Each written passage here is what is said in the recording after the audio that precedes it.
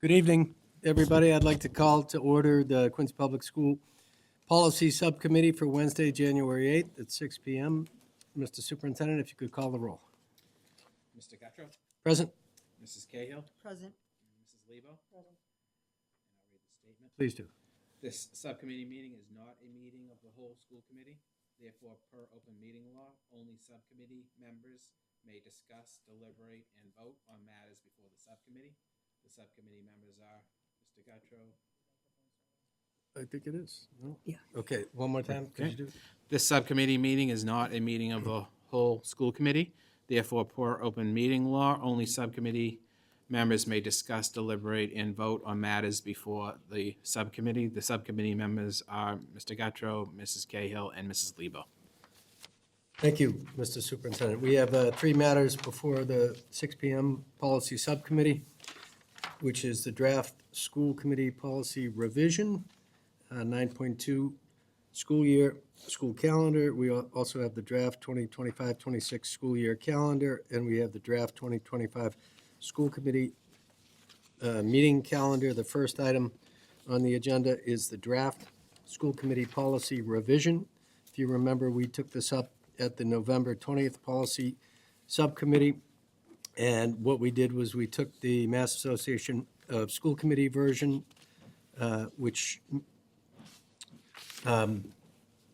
Mrs. Owens put together, and there were several motions that were made that incorporated changes by members of the subcommittee, including Mrs. Lebo and Mrs. Cahill, with Quincy-specific language. So put it to the subcommittee if there are any questions regarding it. Happy to read it out loud if we want to, or have a discussion. I have no questions. This has everything. It was the full committee, I think, who actually edited this, Mr. Guttrow. Full committee. The full committee, so we have edits in there from everybody on the committee. Okay. I'm happy to- Without further discussion, if there is a motion, Motion to accept the policy as amended and send to the full board for a vote.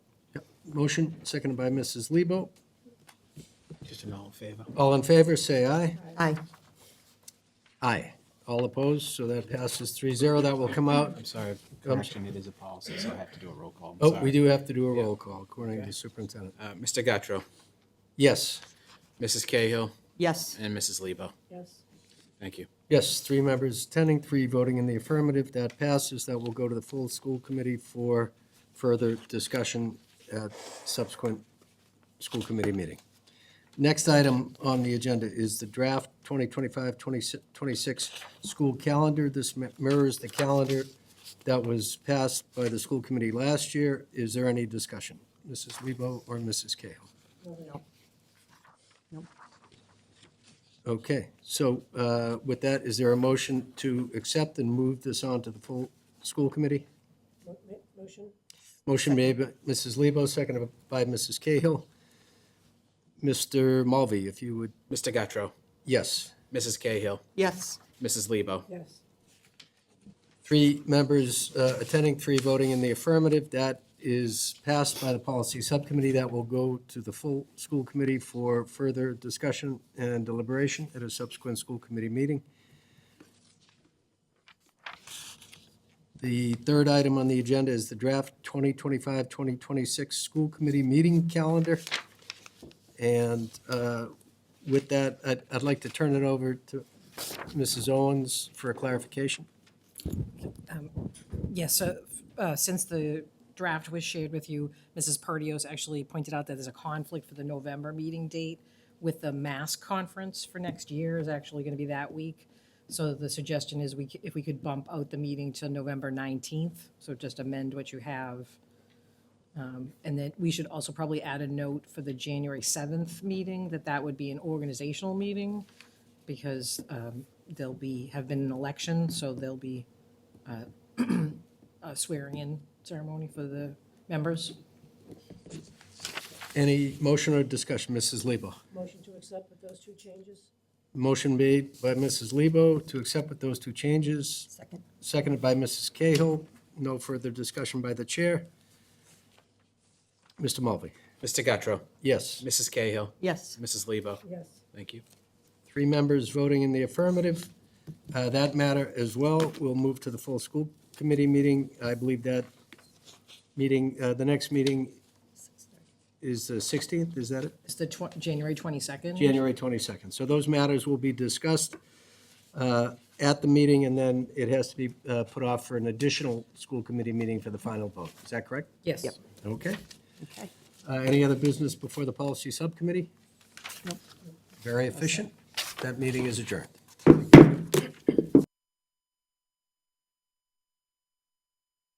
For Wednesday, January 8th, 2025, at 6:30 PM. Superintendent, roll call? Mr. McCauley, present. Present. Mrs. Hubley, Mrs. Lebo, Mrs. Perdios. Mayor Koch. Present. Quincy High School Student Representative Miradula Suganathan Yamini. And North Quincy High School Student Representative Amy Tan. Thank you both for coming tonight. Thank you. Stand for the Pledge of Allegiance. I pledge allegiance to the flag of the United States of America and to the republic for which it stands, one nation, Under God, indivisible, with liberty and justice for all. Superintendent in memoriam. Thank you. We do have 2 in memoriams tonight. If you could please keep the following former Quincy Public Schools staff members and their families in your thoughts and prayers. First is Patricia Butler. Patricia Butler was a special education department secretary for 10 years. And next is Martha Sue Harris, a longtime Quincy College employee who retired as the 7th president of Quincy College in 2010. She started her career as a teacher at Atlantic Middle School for 5 years. Again, if you could keep Patricia Butler and Martha Sue Harris and their families in your thoughts and prayers. Thank you.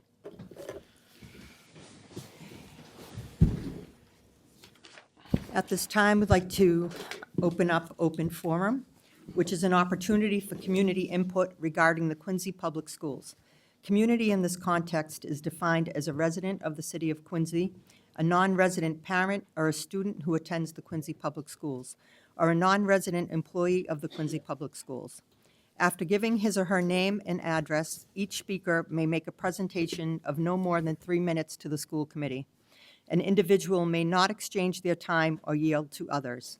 Residents or non-community persons may submit written statements of up to 300 words to the school committee at qscopenforum@quincypublicschools.com by 4 p.m. of the day prior to the posted school committee regular meeting.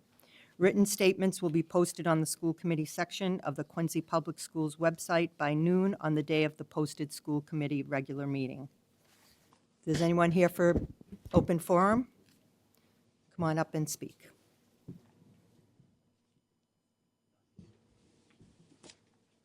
Hello. Happy New Year, school committee members. My name is Kim Horrigan, 139 West Guam Street. I have 3 kids in QPS. I grew up as a Chinese immigrant and attended QPS since 2nd grade, Montclair, Atlantic, and North. Actually, we just had our 25th high school reunion last year. I'm proud to have raised my kids in the city, but I have been so disappointed for the past 4 years and baffled why we still haven't passed the Lunar New Year after getting the mayor and the city's council support. I want to be the voice for my 3 kids here tonight, among the 40% of the students in our Quincy public schools who identify as Asians. I want to be their voice because they can't be here tonight, and they might not have had the opportunity to stand in front of you for the past 4 years to hear the rejections from this committee. But I am so moved to see our non-Asian neighbors and those who have celebrated Lunar New Year stand with us in support of our cause, because they too also understand and know how important it is to give these kids a voice. I know all parties want the best for our students. Tonight is my first appearance, but I have been supporting this effort for the past few years in various ways and have reviewed many recordings of these meetings. I hear consideration from both sides. However, I hope that we can persuade this committee tonight to make changes for the better. as schools propose their improvement plans to embrace diversity and inclusion. I am here hoping that the City of Presidents can pave the way and set an example to other cities to embrace inclusion and diversity in our schools and vote to celebrate this very special holiday for our Asian students. I plead with you, please don't treat Lunar New Year as a sick day. It is not an excuse. It is a celebration of thousands of years of culture shared between the old and the young generations. On this special day, Chinese families celebrate spending days in preparation and cooking and feasting. And especially nowadays, it is very easy for kids to lose their identity under peer pressure and feel the need to fit in. Please don't take this holiday from these kids. This is something that gives these students their identity. Please empower our students to be proud, to be proud of their, to be their own individual holiday. As I remind my kids all the time, they're not only Irish, but they are also Chinese too. Please help our kids have a sense of ownership for a holiday that defines their culture and say to them, you may not celebrate Christmas, but your holiday is equally as important. If you can address the need for these 40% of the student body that we are discussing now, then you did a great job as a school committee. I thank you for listening and your consideration. I hope this is not just a checkbox on an open forum, but you truly hear my words. I appreciate your time.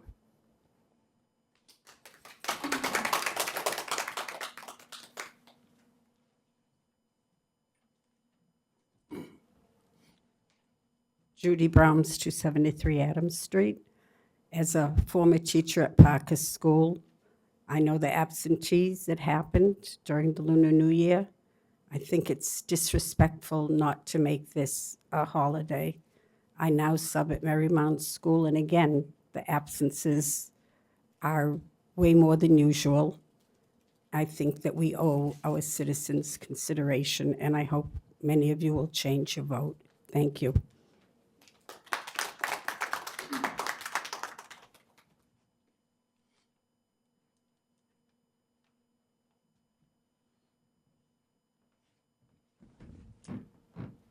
Hey there, my name's Maggie McKee. I live at 117 Rawson Road. I'm here, I definitely support it for the students having the holiday, but I also wanted to say something for the teachers, because I know and appreciate that this body has been trying to bring more diversity to the faculty and staff, and so that it will be a bit more representative of the population.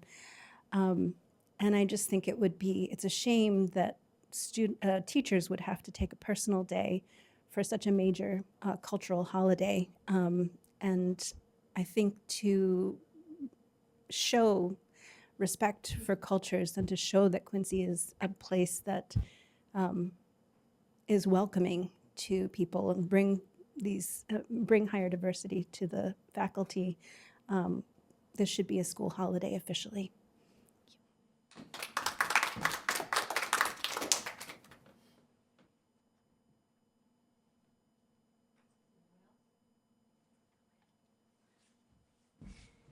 Hi, my name is Kim Vu. I live at 93 Whipple Street. I'm also a teacher at Atlantic Middle School. I've been there for 12 years. I teach English learners, where I would say over 90% of my students are Asian immigrants.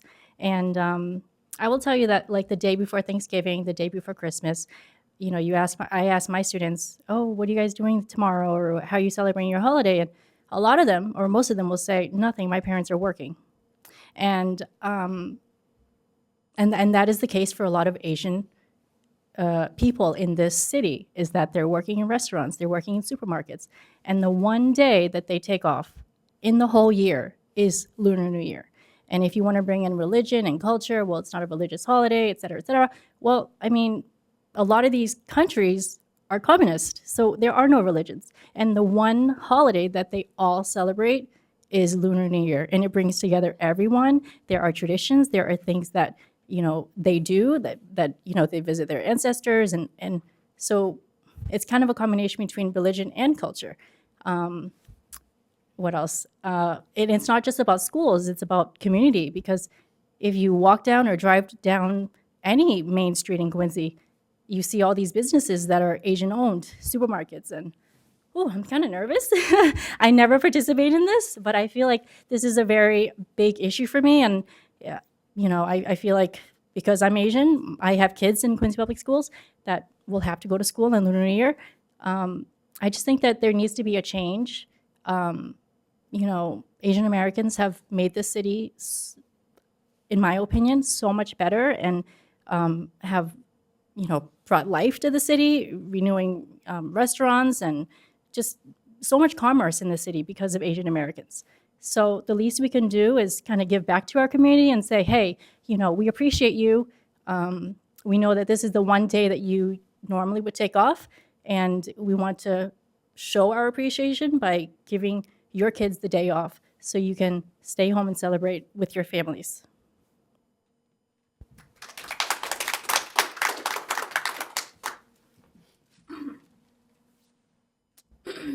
Hello, I'm Andy. I live at 154 Sumner Street down the road. Let's see. I'm trying to think of concerns why this day to make it a holiday in Quincy would be a concern is that if you don't celebrate Lunar New Year, in that case, finding alternative childcare would be kind of first among mind with parents in Quincy.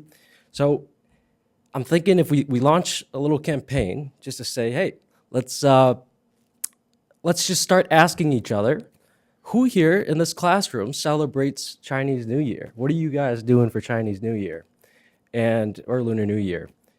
And if it actually sounds really cool that you get together, there's a feast and there's cooking, how about we encourage the Asian students to maybe invite them over?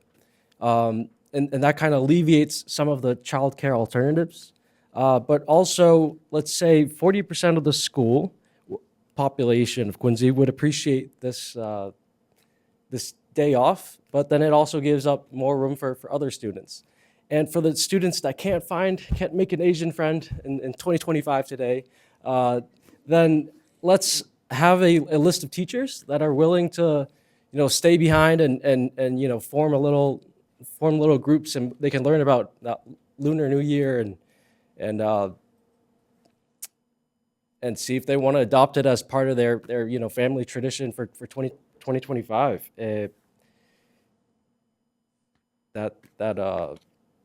That concludes my thing. Was it 3 minutes? Okay. You can make it a test here. If you don't like it, then we can vote again on it next. I like the feast. I like eating. My name is Trukla, and I live at 24 Clive Street. I have 2 children. One child attends Parker Elementary School, which has 60% Asian American students. So if 60% of the students are absent on that day, what are you teaching? My other child attends Atlantic Middle School, which also has 60% Asian American. Again, what are you teaching? And then he will be attending North Quincy High School, which has 54%. And for those who don't know what 50% is, half of the class school will be absent. So I am standing here for the fourth year. Well, more than 4 times, but in 4 years I've been asking this request. And the 2 people who I think really need to be here are not here today. This year, Lunar New Year falls on Wednesday, January 29th, and I believe that in the past we talked about, superintendent sending an email to all the families to remind them that it is a day that students are excused. They can take the day off. There should be no testing. There should be no assignment. There should be no homework. But I can tell you, and spoke to many teachers and many students, there are assignments, there are homework, there are new assignments or new introductions to new categories of academics. So hopefully, Superintendent, Mayor, please send an email to all QPS staff, schools, to remind them not to do any of that, and follow through on your words. You may think it's mute effort as for the year 2025, 2026, Lunar New Year falls on Tuesday, February 17th during school vacation. So you're thinking, guess what? Maybe we don't have to listen to all these people talking about Lunar New Year, asking Lunar New Year to be a holiday off because it's got to be school vacation off. And I think it's great because then the students I don't have to stand in front of you guys begging you to put the Lunar New Year on the calendar. But I also want you guys to recognize that it is a holiday and not just vacation day. My child will stay home. He will be cleaning the house, cleaning his room vigorously. We will prepare to welcome in the new year without having to do homework. We don't have to go to bed early. We can stay out. We can celebrate, have feast, go eat dim sum on the 17th, and not have to worry about missing assignments, not have to worry about, oh my God, am I missing homework? Is my teacher giving me new assignments? Or I'm gonna be marked as absent and ruin my perfect attendance. And so I'm grateful that it's going to be on holiday, vacation week, but I want you to think, what would you feel if your child had to go to school on Christmas Day? I know you were out there buying presents, wrapping it up to surprise your child. And also, you probably went out and celebrated New Year's and welcome in the new year with your family. This is an important holiday for us. And I really, really hope that you think about this and add this to the calendar and recognize it as a school holiday, but also a day for students to be off. We ask you because many immigrants' families don't know that they can take the day off. And to make it equitable, please add this as a holiday. Thank you.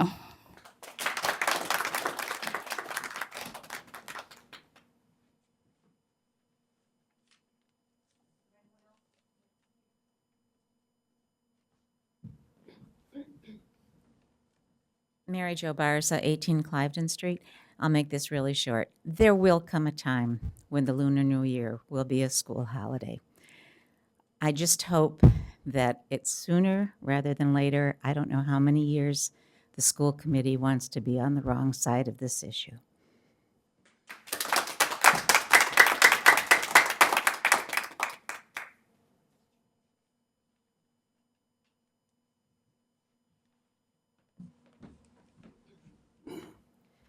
My name is Tere Rodriguez, 6 Dow's Road.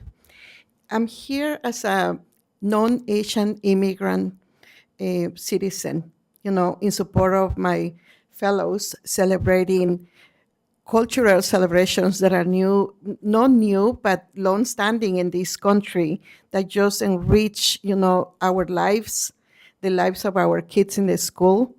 And as somebody else mentioned, this is being year after year that we have been here, standing here to ask for this as a holiday.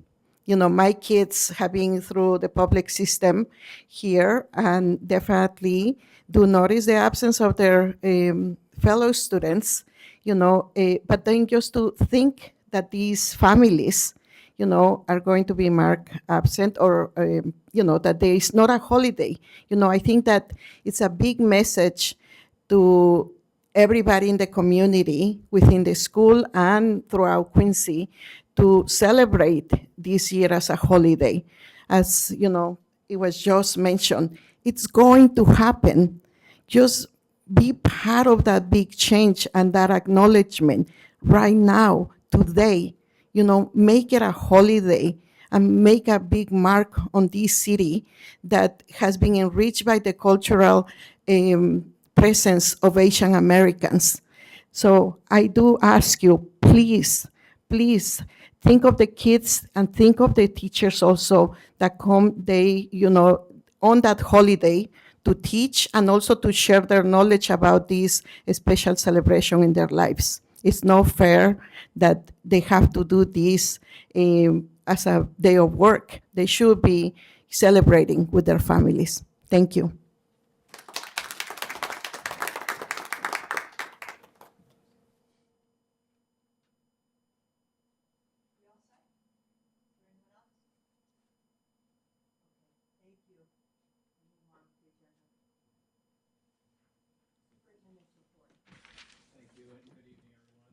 Everyone is doing well, and Happy New Year. First item on the agenda for the superintendent's report is student recognitions. The annual Quincy Lions Club speech contest was held on December 11th, with 3 students from each high school competing. Quincy High School students Eddie Giza, Leah Gomes, and Mary Lulu Prono, and North Quincy High School students Marco Mano, Caroline Pham, and Julia Zinda presented speeches on the, quote, "the best advice I've ever received." Quincy High School student Mary Lulu Prono was the winner and will advance to the regional competition. Congratulations. And North Quincy High School student Caroline Pham was the runner-up. Congratulations, Caroline. The Quincy Lions Club commended all participants for their hard work and emphasized the importance of fostering public speaking skills in young people, which is extremely important. So again, congratulations to these students, and of course, thank you to our partner, the Lions Club, as well. Please join me in congratulating Quincy High School senior Alyssa Hops, who has become the 5th student in school history to score 1,000 points as a member of the girls' varsity basketball team. It's amazing. Congratulations. This incredible milestone is a testament to Alyssa's hard work, dedication, and talent. Kudos also to her teammates and coaching staff for their support in helping her achieve this wonderful accomplishment. Again, congratulations. Next is, as a result of the recent screening assessment, 44 seniors from both North Quincy High School and Quincy High School have qualified to be awarded the Seal of Biliteracy. 9 of the students will receive the seal with distinction, and 2 students were deemed proficient in 2 world languages in addition to English. In March, the registration window will open for both retakes, and new registrations for the April testing administration will occur. So, of course, there will be additional students to recognize later at a later meeting, but I definitely want to make sure we congratulate these students for their excellent work and their recognition of achieving the Seal of Biliteracy. So congratulations. On Thursday, January 9th, there will be a signing ceremony to recognize the 13 grade 9 students who are committing to earning an accelerated associate's degree at Quincy College while simultaneously completing their high school graduation requirements. Really amazing. Congratulations to these students and their families. This is an important commitment to hard work and perseverance that will be rewarded in their postgraduate years. Next is upcoming Quincy Public School events, and they include the following. Central Middle School's Drama Club is presenting Madagascar on January 16th and 17th at 7 p.m. and January 18th at 2 p.m., all in the Central Middle School Auditorium. The City of Quincy and Quincy 400 are hosting the annual Dr. Martin Luther King Jr. Day breakfast on Monday, January 20th at 9 a.m. at the Terrell Room. The keynote speaker will be former Boston Police Department Commissioner William Gross, and this event is free and open to the public. There will be a Parent Academy on supporting literacy development for students in grades 3 through 8 on January 21st at 6 p.m. via Zoom. The Quincy High School and North Quincy High School music programs will be holding a winter recital on January 22nd at 6 p.m. at the Peter Chrism Auditorium at North Quincy High School. The recital is a showcase for choral and instrumental performers from both schools, and all are invited to attend. With that, that ends my superintendent's report. Thank you. There is nothing under old business. New business, we have a presentation on Big Brother, Big Sister Mentor Program by Mrs. Papil, Ms. Carmona, and Mr. Gordon.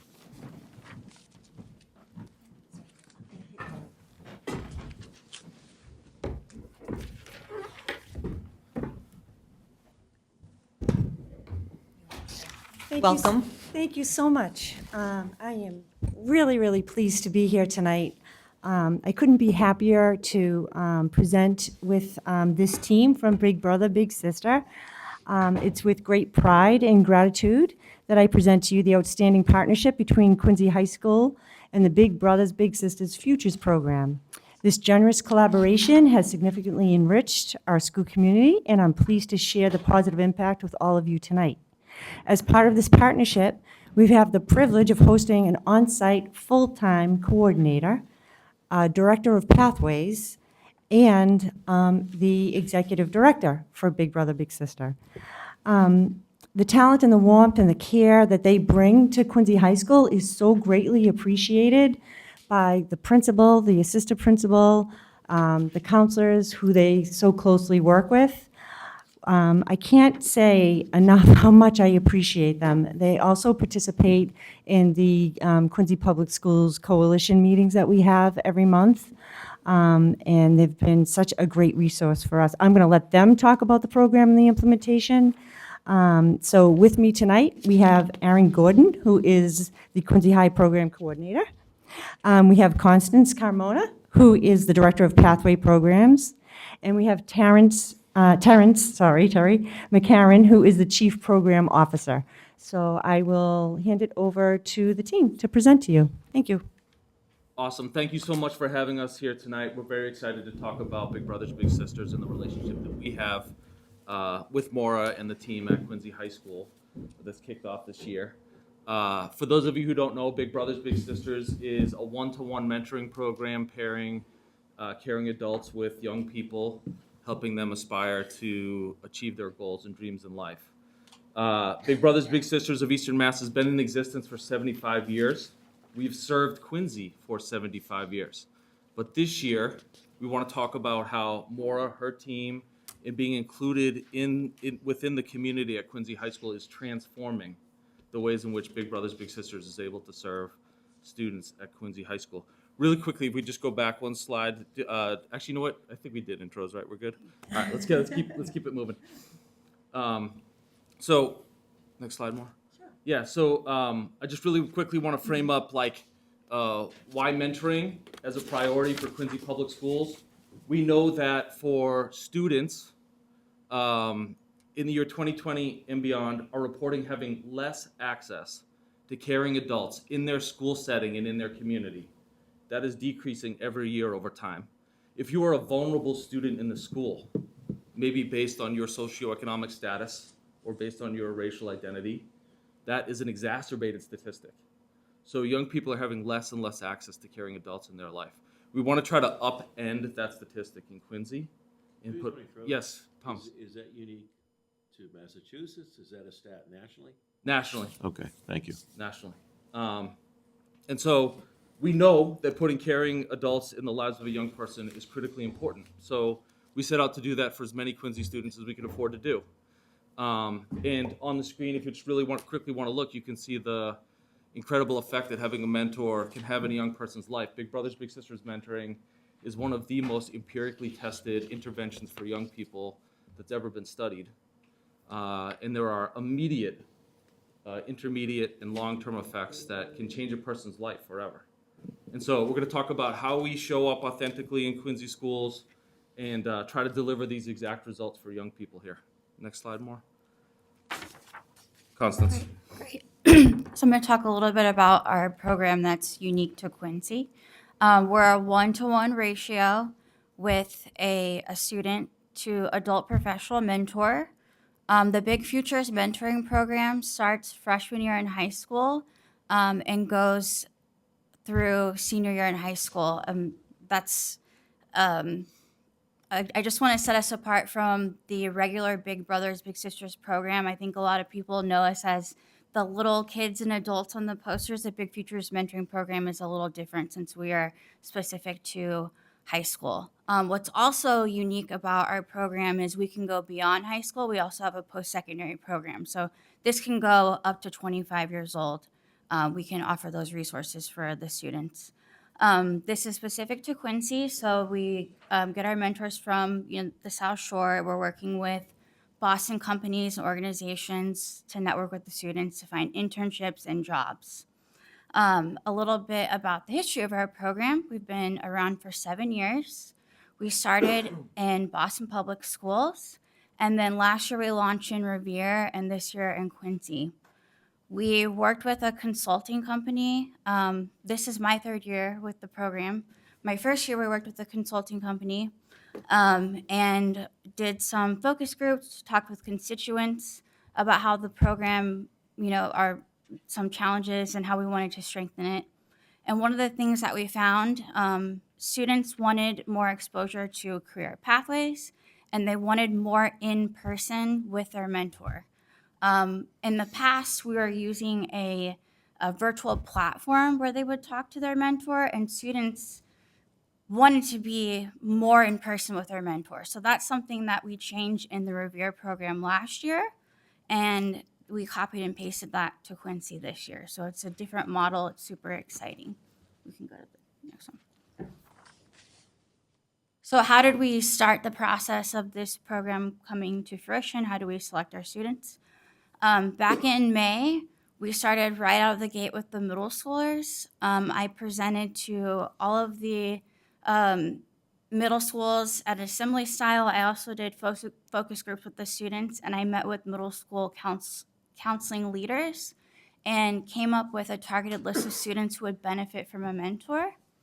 From there, during the summer, we followed up with that targeted list, and then me and Aaron were able to present to other groups of students like Ladders for Success. That was a really great opportunity to work with those students, and we got a lot of students from that group. And then from there, we open up to the general population of freshman students at Quincy High School.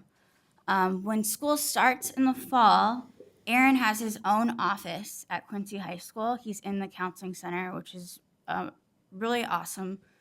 He is able to interview the students to be in the program at school, and his doors open to connect with the students there. And he begins matching the students in the fall. Go to the next one, sorry. So, excuse me. The students match with a mentor based off of commonalities and interests and the mentor pool that we have available. And then they are onboarded with the guardian, the mentor, and the student, and then monthly support begins. So Aaron will have a monthly call with the mentor every month, and he will also have a meeting with the student every month, and that will go on for the rest of the 4 years. And then for October, November, December, we'll have a monthly event on campus, and he's going to talk a little bit about that in a minute. And this provides a public space to bridge the gap for everybody to get to know each other in person before they go out into the community and do their own thing. This is also an opportunity to build community for our group. I like to think that not only is the student getting their mentor out of this group, but they're also gaining a huge group of friends, right? And also the mentors getting a network of other mentors. We are definitely a really special community. Sorry. From there, the mentor-mentee are expected to do their own outings out in the community. Some of the things that our pairs have done, I would say my favorite thing, we have a pair that go and walk their dog together. Super simple. And some of them go to Celtics games, always following our safety guidelines. Starting in the spring, actually next week is our first career exposure field trip. Every month, we're taking them on a different field trip. Next week, we're going to PA Consulting in Seaport. And every year, the scope and sequence will build upon itself. So by junior year, they are doing resume writing, internship planning. Senior year, they are preparing for what they're going to be doing after high school. Yes, and I'm going to pass it to Aaron. Yeah, hi. Oh, wow, that's loud. My name is Aaron Gordon, and I'm the program coordinator for the Big Futures Mentoring Program at Quincy High. I've been asked to report a little bit about our fall events so far this fall. We host one a month. The main goal with these events is to simply build community, whether within the student body or within our mentor constituents or between our mentors and their littles, to use a big brother's, big sister jargon, the mentors and their mentees, as well as myself, right, to embed myself further in the community, get to know our children and our students on a more personal level in a space that's safe and easy and fun, where everyone's kind of coming together to do the same things. We started in September with the kickoff event. That was just as it sounds. We just brought all of our students. We had about 50. We're averaging about 50 per event. They're typically on like a Thursday, so around 6, 7 o'clock. So sometimes a little bit more difficult for everybody to get there, but 50 of our 75 kids showing up really isn't, it's a good number, I believe. So, but yeah, they come together that first one. They just kind of hung out and played games together. Yeah, we had board games. We actually had a student-led charades game that kind of just popped up organically, and so The students kind of come together to know each other, getting to practice some leadership and collaboration skills, kind of just playing games together, right? It's how kids learn best, through play. And then our second event was our match celebration ceremony. So at that point, we had about a third of our constituents matched. And so we brought them dinner, brought them into the school, and just simply shouted them out and celebrated the fact that they had been matched, celebrated their compatibility, celebrated the fact that we were kind of kicking off this program in a more official way by having made those matches so far and having made a strong number of matches at that point. In November was probably my most favorite. We did a trivia night for those kids, which was amazing. I think that was our most attended event. There's about 65. I wrote most of the questions, and I'll tell you, they're pretty hard, quite challenging. I had to Google. ChatGPT was my friend on that one for sure. But it was challenging. They had fun. I think their mentors came together. Their mentors had fun. You can read some of the comments below, though I think most of those were from our trivia night. Obviously, there are some spaces where we need probably to be a little bit more engaging even still, but that was a really fun event. And again, I probably had 65 kids, parents, and families, mentors at that event as well. And then our last event this this past holiday season, directly before our break, was just a holiday celebration. We had the kids come together and make non-denominational ornaments. We had kids come together and do a community service compact where they were stripping plastic bags that our coworker, our amazing coworker Carrie, is weaving into sleeping mats for people experiencing homelessness. And then a lot of them, again, just kind of got together with their mentors and mentees and played games so we have like 2 or 3 big friend groups that all have mentors and mentees. And so now they're all coming together and doing this as something that we do together. And that's helping create community within our schools. Next slide, please. Oh, sorry, this got switched. But anyway, I guess there will be a slide here in a second speaking to the power that at least one of our matches has made so far. The match we were going to highlight was between a student and his mentor, Vignesh and Gajendra. They've had amazing results so far. Gajendra actually put in, so that's Gajendra's quote, or sorry, that's Vignesh's quote, and that's great. But of course, I asked Gajendra to send one last week, and I got it this morning, working with 15-year-olds. And I actually believe that that's the most powerful one, so if you wouldn't mind, and we had a little bit of time, I would be privileged to read that to you. But basically all it says is, I've had a lot of fun in the Big Brothers Big Sisters program, going out and doing fun things with my mentor. Also, doing a lot of fun things and new things and meeting lots of new people at the events has been an amazing experience so far this fall. And Gajendra he's a great kid. He's in the photo there. He's there. He's early. He comes. We start our events at about 5:45, 6 o'clock. He's there at 5:30, setting up tables. Him and his mentor come together and help put stuff up together. And they're one of the handful of like blossoming relationships that we're seeing. Actually, the other day, I do Matt. Like I said, I meet with these people every month.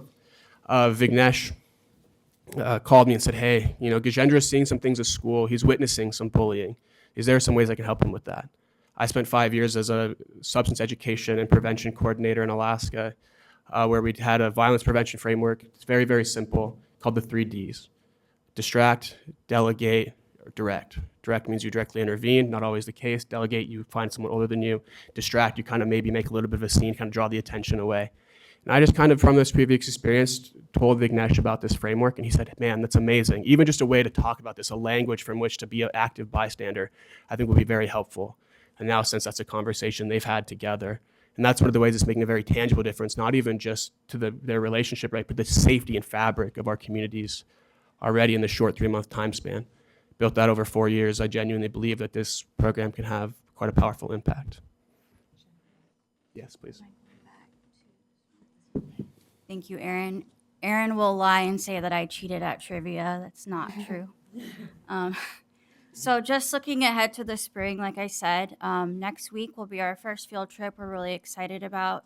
We'll be going to Seaport to do PA consulting, and we'll be doing kind of like a Shark Tank activity with some of their consultants and the students. On all of our field trips, they will provide lunch for the students. Next month, we're going to Blueprint Biotechnology. In March, we're going to be doing a college tour. April, we're going to Google. I've been to Google before with some of the students last year at Revere. It was amazing. They really wowed the students, so I'm super excited for that.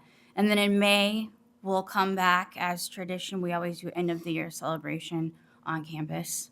And I welcome everybody in this room to come back for that. I will send out an invite. And then just a peek into our scope and sequence over the years. So sophomores will do more career exposure where we'll do field trips for government, finance. We'll do a deep dive on all the trades, arts, and entrepreneurship. In junior year, we'll get more tactical, doing workshops on cover letter, resume writing. We'll look into internships, help them actually get internships in this community. We'll look into how to pitch a business. Senior year, we're looking at defining their pathway, and we're also, teaching the mentors on how to work with them to do these things. And then also, as I mentioned, there's an option to get support after graduation. So we do have a post-secondary program. One thing I wanted to touch on is how much we've grown this year. So our community-based program in the Quincy community, over 4 years, we had 62 matches in total. And over this past year, we've made 76 matches in Quincy. So that's really exciting. We're super excited about that. In climbing. You can go to the next one. So a couple next steps. Like I said, everybody in this room is invited to the end of the year celebration. Would love to share ideas on how to get more people involved. Every year we need to add on more mentors. So we're always looking for more volunteers as we grow. And we would love to be invited back to show our qualitative findings with our beginning of the year, end of year surveys on what we found, learned from our program. Thank you so much. So that concludes the presentation. We'll be glad to take some questions. I do want to say the incredible work that's being done, and it was opened up to everybody. So you have, not kids that are just kind of identified that might need that kind of boost and support, but anybody was welcome to participate in this program. And the fact that they have 76 kids voluntarily sign up is a good thing. I really feel like it normalizes that we all need each other. We all need to be in community, and it has a caring, these people are incredible, like caring adults, giving their time, showing kids like this could be your future, and connecting them to real world success. It's just an incredible opportunity, and they're going to follow these kids every year. So each year, there'll be a new cohort with a new coordinator. That's an incredible investment from Big Brother, Big Sister. They're paying for that with us. We pay a little bit, but a very small amount of money for this program, but they are carrying the weight of this program, and it's a gift to our community. They've been incredible partners. So I just want to say that, and Principal Ford has been extraordinary in welcoming this program, as has Assistant Principal Ed Smith and the counselors. They work so closely together, and the families are so grateful. It's a really spectacular program, and I'm just so grateful to Big Brother, Big Sister. So we'll take questions if you have a minute. Or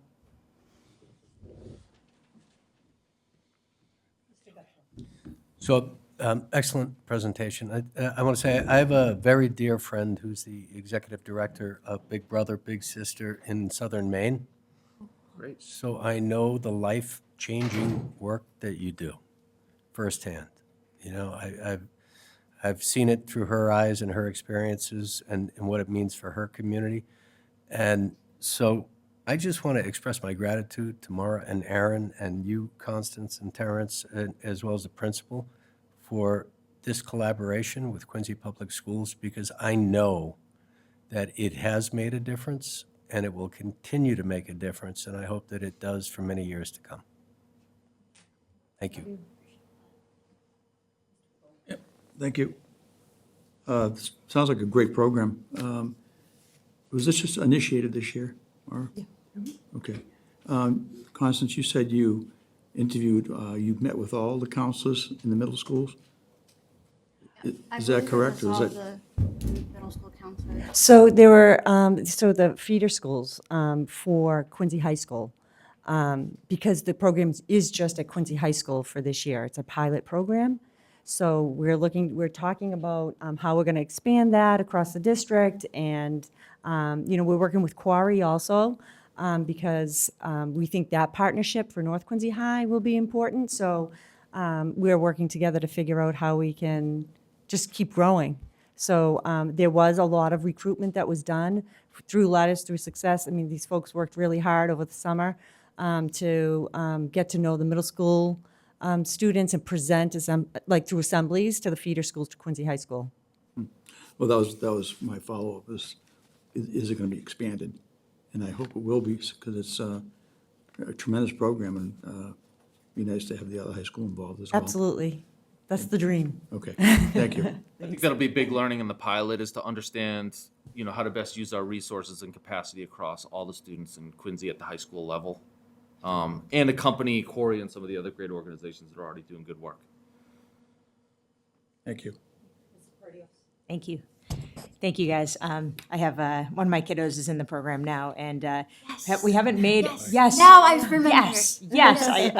And we haven't been able to make a lot of the community events because they overlap with some of the other extracurricular activities, unfortunately. But it's great, and I'm glad that the program is there. It sounds like all the different community events you've had going on have been great. I love a lot of the matches, what they're going off and doing. That's great, and I love how it doesn't have to be a big trip into the Celtics. They can go walk dogs. I love that because every kid's different and needs a little, feels more comfortable in a certain environment. So I love that.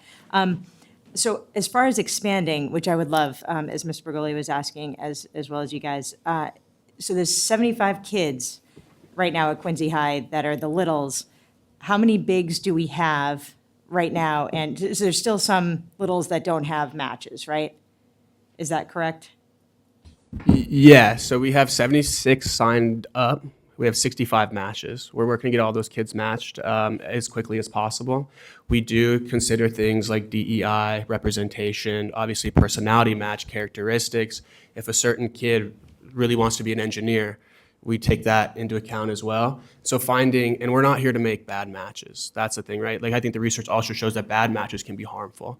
So we take our matches very seriously, and I meet with our recruitment team every Thursday, and we have a 30 to 45-minute conversation about why these things are going to be good, what they look like, what they could look like. And I guess to sum it up, we take that quite seriously. And so, yeah, we need especially more BIPOC mentors, BIPOC males. I have a handful of students of color who need mentors. We do, especially if we're going to expand, I think that would be a huge thing. Even for next year, our incoming cohort of freshmen, we're going to need some help finding mentors again, creating more partnerships with more community organizations, with more local businesses, especially for our kids who want to be either in the trades or they want to be entrepreneurs. I have a handful of young men and women who want to be cosmetologists, and I haven't met a single cosmetologist we have as a mentor yet. And I think one that's just a little part of being new, right? I mean, it's our first year we're piloting here, we're figuring this out. But yeah, so I think we have enough mentors right now, but do we have enough mentors that match our specific student body and the kids we really need to match? I can't say that that's 100% true at this point in time, though I'm optimistic that as our recruitment team works really hard, that we'll get everybody matched as soon as possible. We just made 2 new matches today, actually. So Maybe one thing to say on top of that, Aaron, is once we're done matching this year's cohort, we got to start prepping for next year. Right. So the flywheel is already spinning. Thankfully, the hardest year is the first year. So getting the first 65, I think we have a bunch loaded up in the cannon. We'll have 75 soon. Like having those set, our program germinates. We get a lot of referrals. People love the program once they're in it. So we'll have a huge head start next year. Right. But the commitment to continue to recruit for mentors and have, we're going to have over 320 to 400 matches when we're all in for Quincy High School students when we're done developing this program over time and maintaining at that level in perpetuity. So that's the vision. That's great. And that's why I was asking is that there's only so much you can do to help, like the community sort of needs to partner with you to make this expand. So, because I would love North Quincy High kids to have this too. And I didn't actually realize it was a multi-year until this presentation. So I'm so glad you're here. But also, I thought we had a pool that could go to the next year. So now knowing that those mentors are already kind of tapped out. So now we need a whole nother group for next year and we want to expand. So what can we do to help you do that? Or is there something we could do for seniors that are leaving now that we could say, hey, when you graduate, if you're going into cosmetology or fashion design or anything like that, consider like being a big, or any way we could work with you and try to expand that pool so we have more mentors? Or what can we do to support is kind of. Yeah, it's a super generous offer, and we'd love to sit with you and explore. Like we're connectors, so we would love to be out in the community. We have full-time staff recruiting here in Quincy talking with different corporations, talking with community groups, networking with alumni. It's something we would absolutely positively love to show up for. So looking for opportunities for us to plug in. You know, we want to be part of the fabric of Quincy schools. We want to be indistinguishable to the culture of community that exists within Quincy schools. So wherever there's an opportunity to come together as a collective and talk about the power of being there for one another, right? That can have a tangential change in someone's life. It can have a transformative effect on someone's high school experience who might fit out. But because they have this mentor, because they have a space to be in, they're going to feel like they're a part of a community. That's going to change their academic outcomes and ultimately their trajectory in life. So, you know, we want to, you know, we'll shoot every shot we get, right? And so I think maybe what we would ask for is an opportunity to meet with you individually and explore your networks and where we might be able to plug in, and just keep thinking about us as part of the community here. Whenever there are things going on, we'd love to be present to support. Sounds great. Thank you. Superintendent. Thank you. So I just, of course, want to thank the team. As you know, we met in the summertime. Mara brought this idea with Dr. Perkins to the SLT, and we met with you via Zoom, I think, our first meeting. And we thought it was a fantastic idea. Initially, I thought that the goal of reaching 80 littles would be, with pairing them with the bigs, would be something very difficult to accomplish. So if you think about it, though, we're in the 5th month now of this program, and we already have 76 littles and 65 to 67 bigs. I know that you signed another big on today. So you're making amazing progress already. And I can't wait for the day when we're actually at those 400 littles and we have Quincy High well established and we're moving into North Quincy High as well. So we couldn't do it without you. We thank you for everything you've done. You're a great partner. We look forward to every meeting that we have with you, and we look forward to expanding this program in Quincy and, of course, servicing our students and families. The main initiative, the main reason we brought this forward was to really combat chronic absenteeism, among other things, in the district, but that's certainly a goal of the school committee. And I think you're seeing, and we're seeing already, some important results with regard to tackling that big issue, among other issues in this city. So we thank you for your assistance with that, and we look forward to working with you in the future. So thank you for everything. Excellent. Thank you. Thank you. Thank you.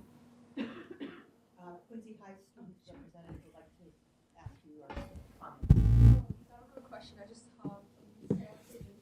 first, I team for the guidance department. I've seen Mr. Ward in the hallway and in the room, and I also heard the student. I've seen him in school, and I've heard so many good things. How grateful he is for your work, how impactful it has been, and how it's benefited him in his long-term life. How he's like living better socially, emotionally, and I think that's a huge impact for students. So I just want to say thank you for starting at Quincy High, and I really think it's a great positive impact. So thank you.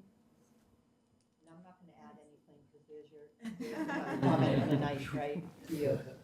I will say that I do know in the work that I do, we will present a lot of opportunities to people in our community. And having an opportunity available and having to have someone come to you is different than bringing your work to the table. So by coming and bringing Big Brother right to Quincy High School is different than them having to go to the community to get, the support. So thank you for that. Thank you for the work. Thank you. Thank you. Good night. Yeah.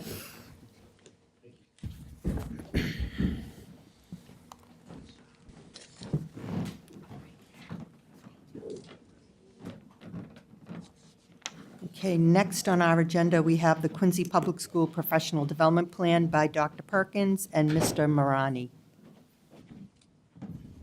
and team.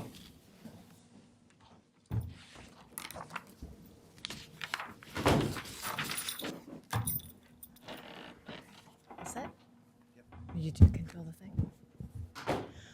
Okay, thank you very much for having us. We are just going to do just a quick, it's the middle of the year for us, almost to 100 day of schools, or I think about like 85, 86, somewhere around there. So we're going to just do a quick update on professional development and how that has been going for the school year.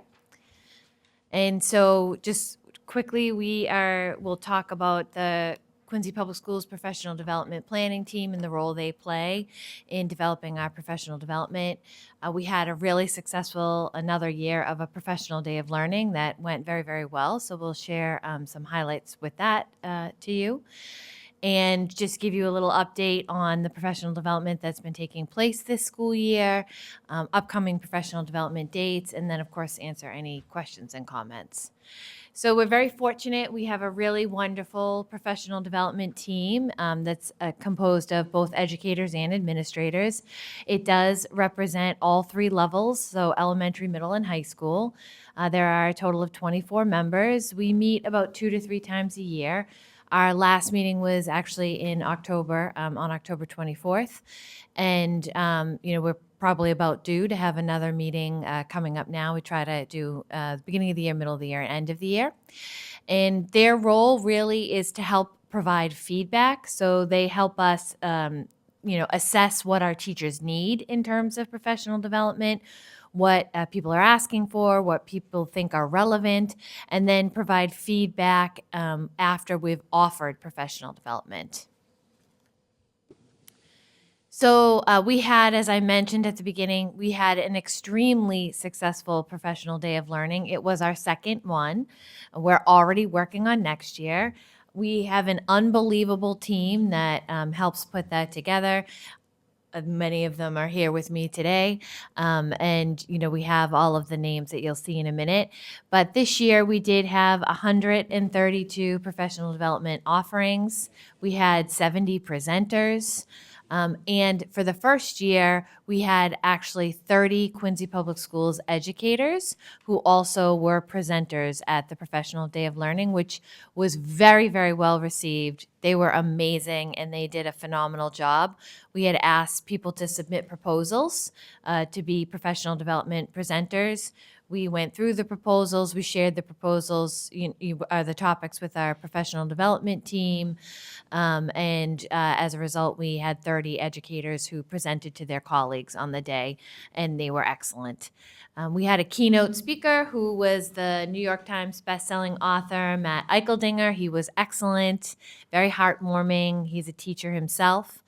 And he's a middle school teacher, and so that was really well received. There were 3 60-minute breakout sessions. Thank you to the QEA, who sponsored a really wonderful lunch. And as always, we did collect feedback. And so I think you can just see from the couple of pieces of feedback that we share on the screen here, it was a very well-received day. Almost all of the people agreed that the topics were relevant to their content or educational role. The registration, which we worked really, really hard. I think we did well last year with registration, but we tried even harder this year. We had heard that once we had released the registration, people were frantically trying to sign up for what they wanted, and it caused, a big backlog of people maybe not getting into what they wanted. So we ended up previewing the registration about 2 weeks ahead of time this year. So we really take to heart what people are saying and consider it in the feedback. And so as a result this year, most people were pretty satisfied with the way the registration went. And in general, the day met our professional educators' expectations, and we do a ton of communication to get ready for this day because it is a massive day. There's over 950 educators all coming together at Quincy High School, and administrators, and so it requires quite a bit of communication, and so we do a lot of communication leading up to the event. And we just have a really quick video to share because it is such a big day for us, just to share how wonderful the day was.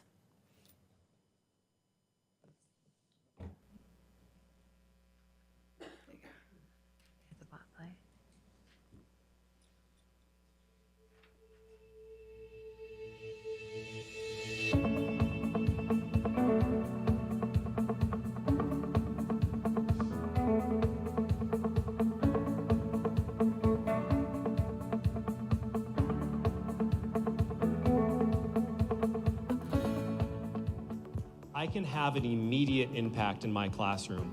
Not 5 years from now, not tomorrow. I can do it right now. My name is Matt Eicheldinger. I was the keynote speaker today. The event is going phenomenally well. It's so cool to see all these educators brought together There's a lot of emotions today, people high-fiving and hugging because they get to come together as one and really see the impact they're having with kids. And so to be a part of this with Quincy Public Schools is absolutely phenomenal. Thank you so much.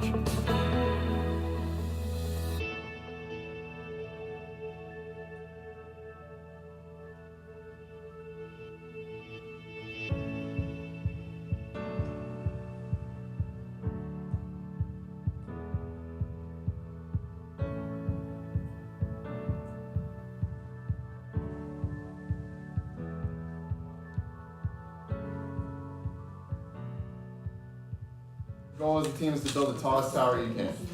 You have 10 minutes. Teachers here are challenging the process by building leadership in action. Obviously, that's how they'd be sturdier, because they'd be smaller, they'd be stronger.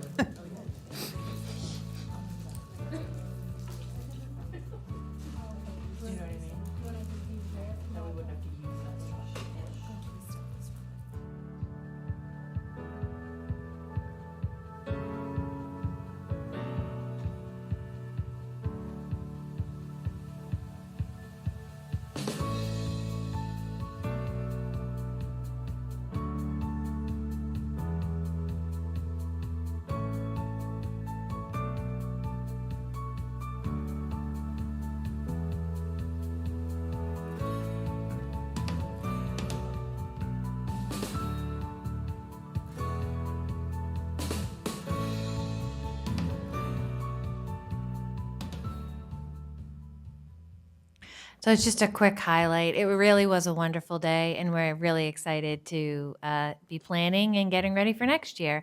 And I do just want to thank Ryan McQuaid, who put together the video for us and the clips and the highlights. He did a really wonderful job. And with that, I will turn it over to Mr. Marani. Or actually, Ms. Quinn. Good evening, everyone. As Dr. Perkins said, this really is a perfect time for us, now that we're halfway through the year, to reflect on what we've already done and look ahead to what we look to accomplish in the coming months. We were thrilled to have math consultant Annalise Record back with us this year at the Professional Day of Learning. Teachers got to hear her expertise on fostering problem solvers and cultivating flexible thinkers. In addition to this, Ms. Record will be hosting a parent academy for us in April. Fluency doesn't just happen. This is similar to the one she offered in October, where she shared with parents how they can help their children be more flexible with numbers through math games. In October, the concentration was on addition and subtraction, and in April, she'll concentrate on multiplication and division. We have math consultant Christina Acosta also with us during that Professional Day of Learning, introducing clothesline math to our teachers. This tool brings the number line to life with movable cards and rope, offering an engaging hands-on learning experience for the students. Participants received her book and a starter clothesline kit, and many teachers reported going right back to their classroom and using it the next day. In addition, as Dr. Perkins mentioned, we had several QPS teachers who presented, particularly with math topics, including integrating math vocabulary and writing into the curriculum, AI in mathematics, and teaching with Desmos. Math consultant Molly Vokey has made a significant impact across the district this year. She's doing everything. She was at our Professional Day of Learning, and in addition, she continues her ongoing support of Southwest math teachers by meeting with them individually each month to lesson plan. These lessons integrate the Building Thinking Classroom strategies alongside personalized goals each teacher has made. Molly also leads monthly curriculum meetings with this year's focus on formative assessments. During these sessions, teachers bring student examples, and together they discuss next steps based on assessment results. Molly is also working collaboratively with the Snug Harbor teachers, dedicating 2 consecutive days each month to support their growth.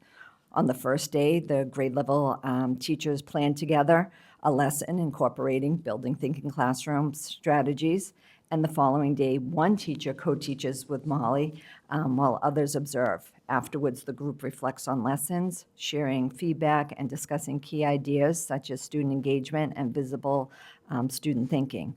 They also explore potential adjustments to improve the lesson for future lessons or for classes that haven't had math yet that day.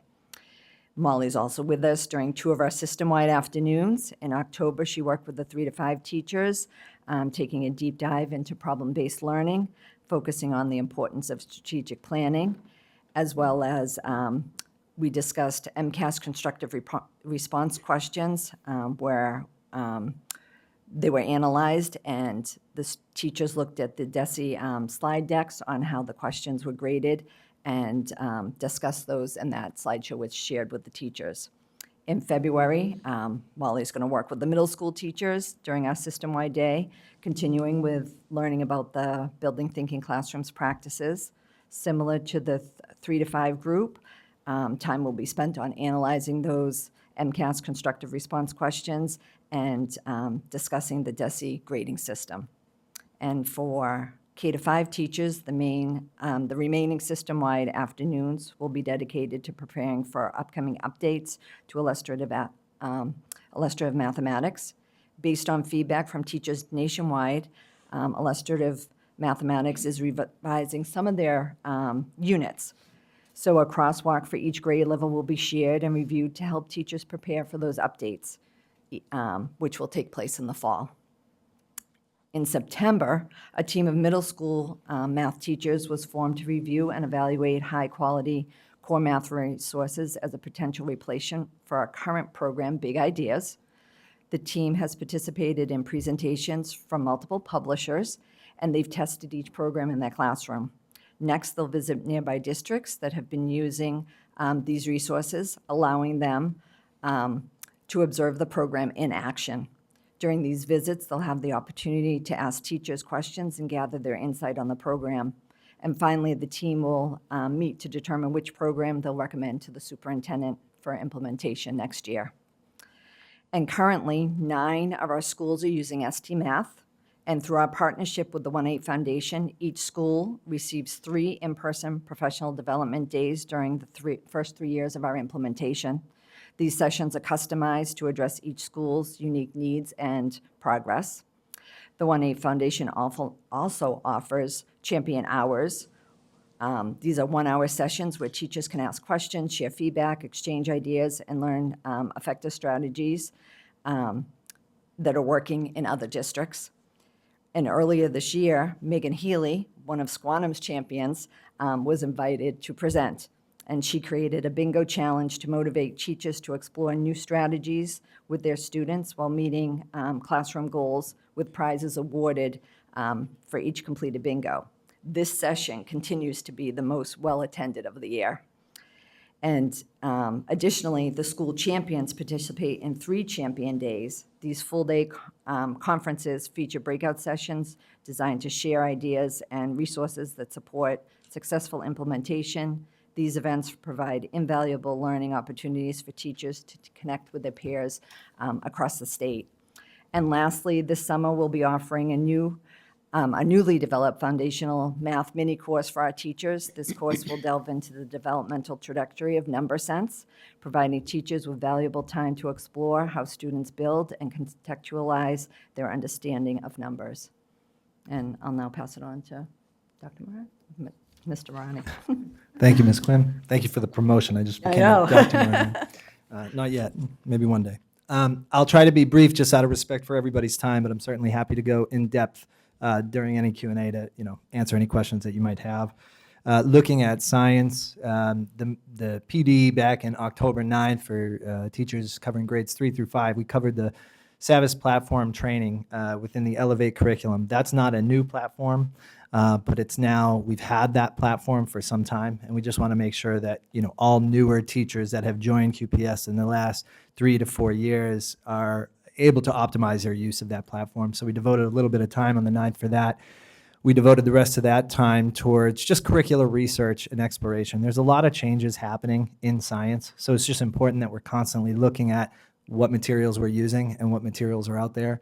So the 3 specific curricula we looked at is experience science, mystery science, and of course Open SciEd at the 3 to 5 grade levels.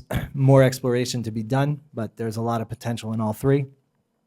We are also looking at the DESE local level SCE performance tasks. We're reviewing those and planning those for integration. So those are really great in terms of offering opportunities for students to take the skills they're learning in the classroom and apply them to real world type problems. And so what we're looking at is taking these DESE developed performance tasks and integrating them so that they fall in line with our scope and sequence. So there isn't too much change in terms of the order and what we're teaching, but we're kind of strategically placing these within the scope and sequence throughout the year. As I've mentioned before, we're piloting Open SciEd across the middle schools. We're going to devote time February 12th, and I believe that the one after that is April 9th. We're going to devote PD time to get feedback from those teachers, check in on how it's going. I know Dr. Perkins and I just saw one of those lessons in action on Monday. It was phenomenal to see. Certainly a lot of work on the part of the teachers, but it was a great engaging experience for the students. So a lot of hope in Open SciEd. However, with all that work requires a lot of thought and planning, and we just want to make sure that it is scalable across the district before we move forward. So a lot of feedback and further investigation within Open SciEd before any district-wide moves there. Introduction to the Gizmos platform. We've had that platform for a little bit. Teachers have already begun using that. However, we wanted to offer opportunities throughout the year, so we've done so already. We will continue to do so just to help teachers feel comfortable using that platform with their students. That platform is what we're using to help students get exposed to digital simulations, being able to manipulate data using the simulation and answer questions based on those changes. And finally, I would say, the core of all of this science is integrating the storyline model and phenomena into the classroom to engage students. That's so crucial that I would say those are the two pivotal differences that DESE is trying to kind of make happen throughout the state.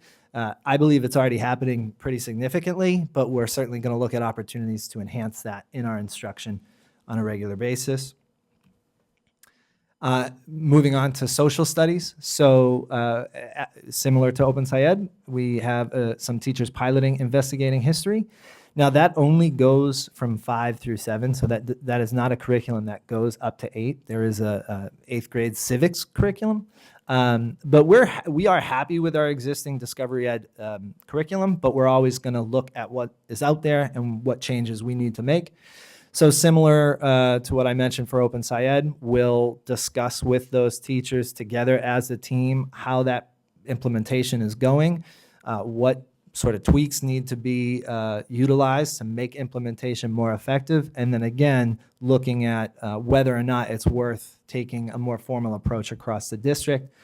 Performance task development is pretty much the same theme. The only difference is for that, as compared to science, is the performance tasks that we have are only for 8th grade. So DESE only provides them for 8th grade, and that's because of the civics MCAS that we have.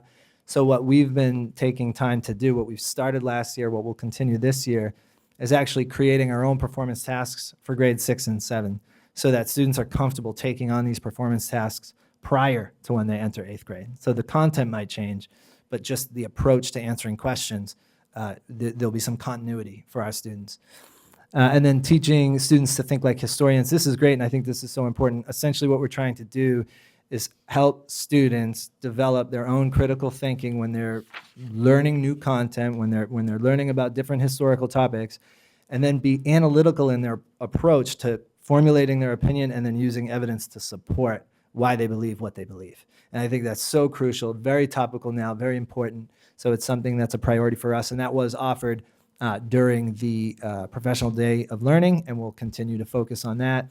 And I do, the last piece I want to point out is 2024 field test data analysis. So we will have our teachers look at the results from the field test that we had last year, take a look at that and see how that can guide our instruction. So we'll devote some PD time there as well. And I will hand it off to Ms. Vaughn. Thank you, Mr. Marani. Good evening, everyone. Thank you for having me, and Happy New Year. I'm excited to present the exciting and impactful work being done in the realm of ELA and reading professional development within the district. I'm proud to share how our PD initiatives are equipping teachers and leaders to deliver the highest quality literature instruction for all students.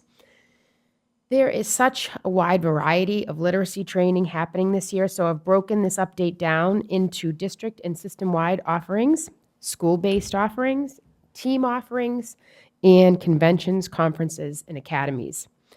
For system-wide professional development initiatives, you first heard about the QPS Professional Day of Learning from me during the Literacy Program Improvement Plan presentation on December 16th, and a few moments ago from Dr. Perkins. So I'm not going to go into details about specifics from that day, but I will mention that we offered over 20 sessions across 15 different literacy topics, and they were tailored to meet the diverse needs of educators and students across all grade levels. So tonight I'll focus on the additional system-wide professional development happening this year. For educators in grades K through 2, we focused on reading and writing that reflects brain research, ensuring that our youngest learners benefit from evidence-based strategies aligned with how the brain acquires and develops literacy skills. We had over 120 educators at the Terrell Room for Part 1 on October 9th, and Part 2 will happen in May on the 14th. Educators in grades 3 to 5 participated in Part 1 of Connecting Syllable Work and Morphology. That took place on October 9th, and Part 2 will occur on March 26th. Also in grades 3 to 5, teachers will have a session on integrating the core knowledge language arts curriculum with the Writing Revolution method to align literacy instruction with social studies and science standards, and that'll be on May 14th. Coming up on February 12th, ELA and reading teachers in grades 6, 7, and 8 will take a deep dive into morphology, which is the study of word formation and structure. I'm very excited about that one. Then on April 9th, they'll have a session on building knowledge through writing using the Writing Revolution. And this will help them, help their students master the skills needed to analyze, synthesize, and communicate effectively through writing. On March 26th, principals and assistant principals will engage in leadership-focused sessions on building a data-driven culture for literacy using Amplify MClass to empower them to lead their schools with clarity and focus using this data. Also on both March 26th and May 14th, our specialized teams, including the literacy team, the language development class teams, and the special education inclusion team, will have training sessions on goal setting and growth outcomes, and explore the use of Amplify intervention tools to provide targeted support for our diverse learners. Moving on to school-based offerings. Beyond the district-wide initiatives, we also offer school-based professional development to address specific needs of individual schools. Key offerings are ongoing, and they include advanced thinking through writing with the Writing Revolution. This is a course that teachers take to enhance analytical writing and critical thinking skills.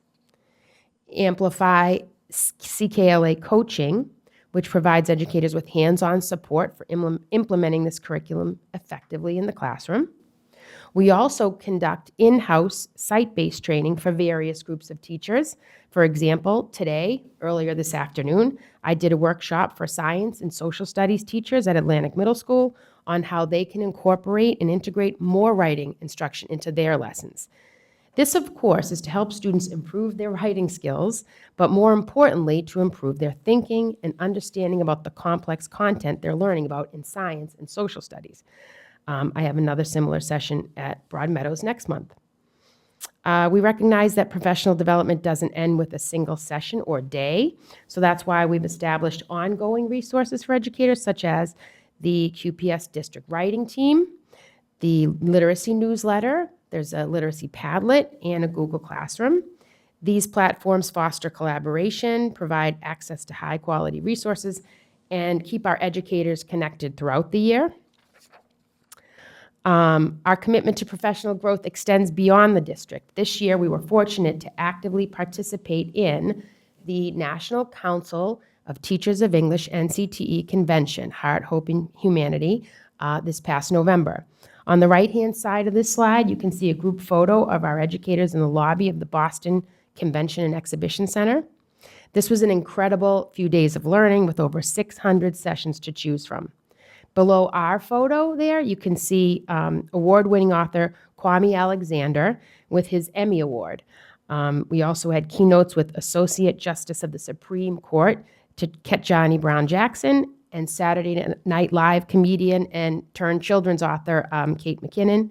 And I must thank my colleagues on the superintendent's leadership team, building principals, and all of you for supporting us so that we can attend events like these that are so, so amazing. Coming in March is the Massachusetts Reading Association Conference. That'll be at the Newton Marriott. And finally, we include parents and families and caregivers in our professional development and literacy. To that end, we have parent academies, which engage families in supporting literacy development at home. In December, we had a recent parent academy for families of children in grades K through 2. And coming up on January 21st, we have another one for families of students in grades 3 through 8. We offer resources and interpreters for these, and they are posted on our website.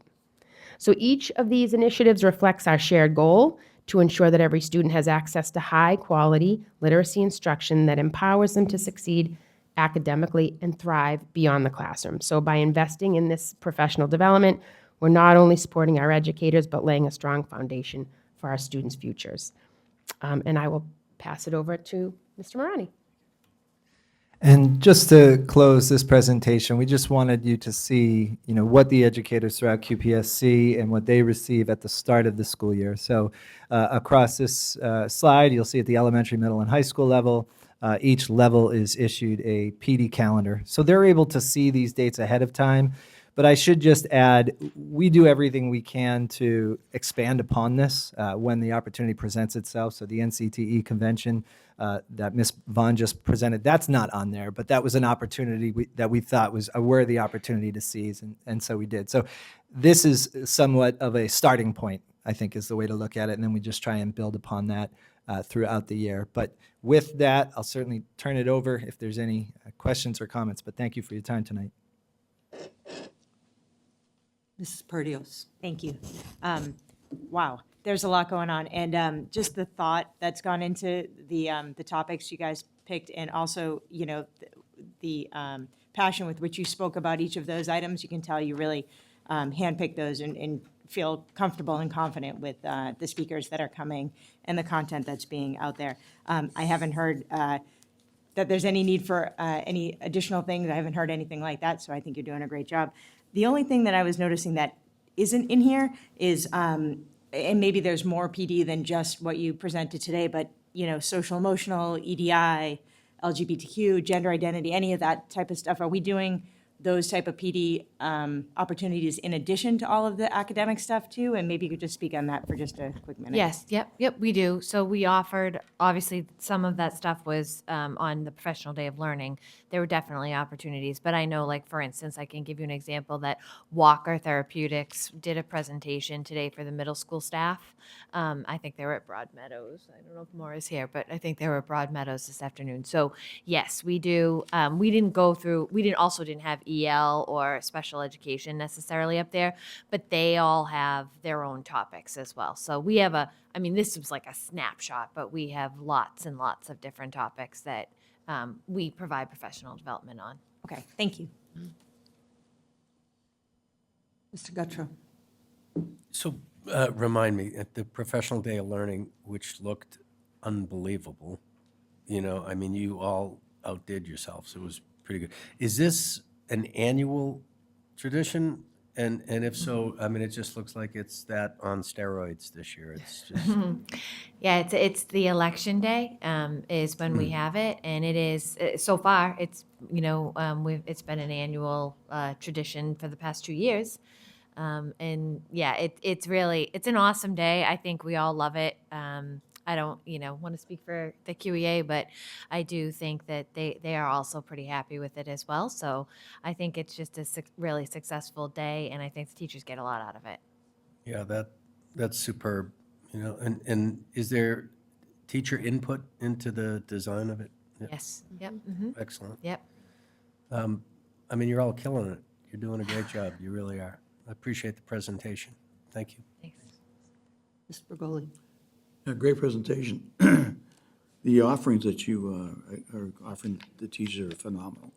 It's so much more involved than when I was in the classroom in guidance. The offerings are so much better, and it's critical that this is offered so that we can continue to develop our staff on their time and not after school or going to take a course or something like that, because that's difficult. So I'm really impressed with the amount of offerings and what you've done. Just one quick question for Mr. Marani. Piloting investigating history, is it concentrated on American history? No, so those are, the curriculum for investigating history is actually 5 through 7. So Right. grade 5 does cover U.S. history, but 6 and 7 is ancient civilization. Okay. Ancient. I don't remember a thing of it. So You all set? I'm all set, but it's a great job, really. Thank you, everyone. you. Thank you. Thank you. Appreciate it.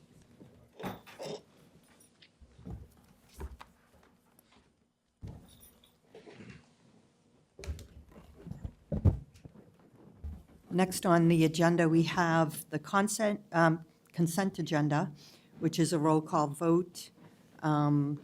If there is not any questions or concerns, motion to accept, second by Mr. Bergoli, and roll call vote, please. Yes. Yes.